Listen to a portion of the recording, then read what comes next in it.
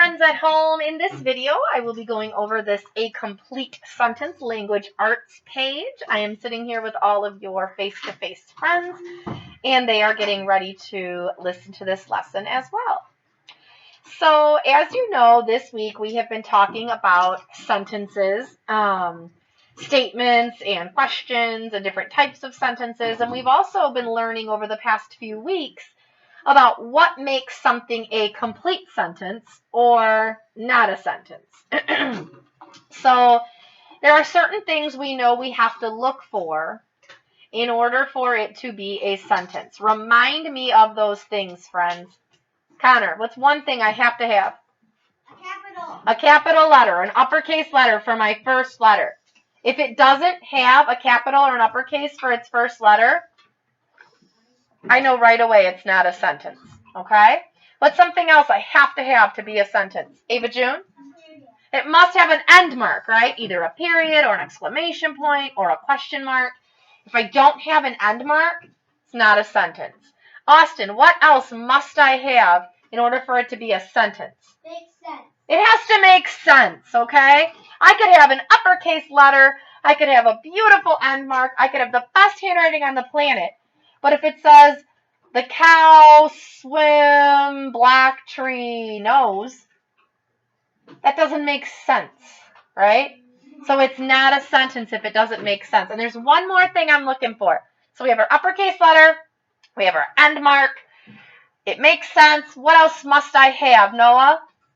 Spaces between my words. If I squish all my words together, it looks like one giant word that says, Wingobbin, Cleveland.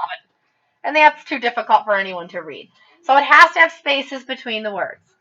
So the first thing I do is always the same. I take out my pencil and write down my name.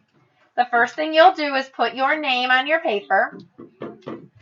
And this is a, sound is on, this is a cutting and gluing page.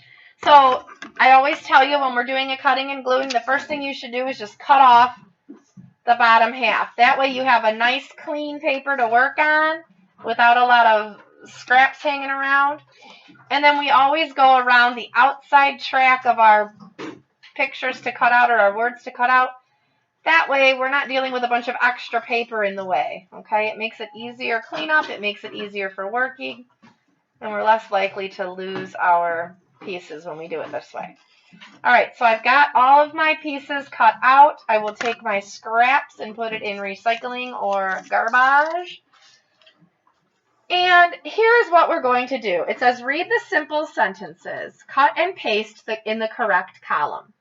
So one at a time, we will cut out a sentence. So I'll cut out the first one. And you will read the sentence and decide, is it a sentence or not? So, how to determine if it's a sentence? Austin, does it have an uppercase letter?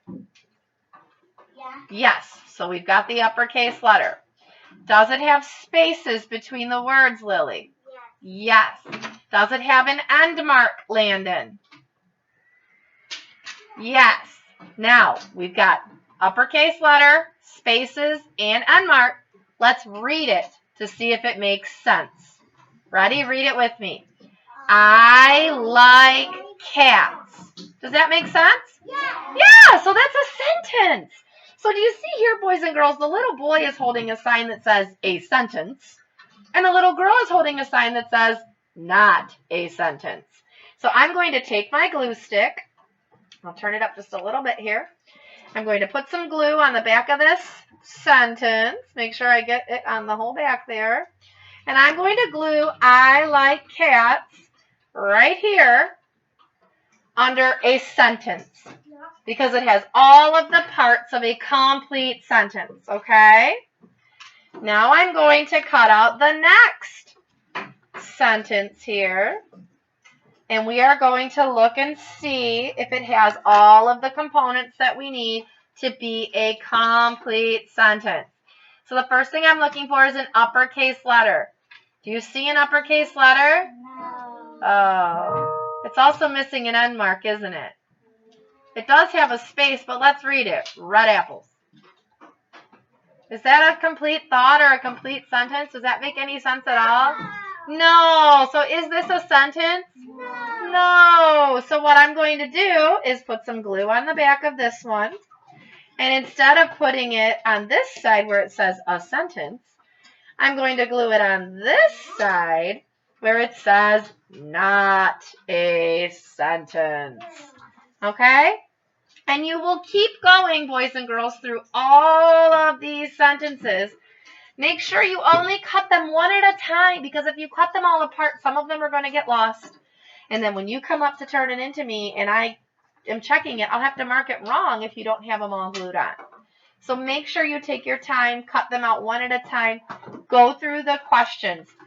Uppercase letters, spaces, end mark. Does it make sense?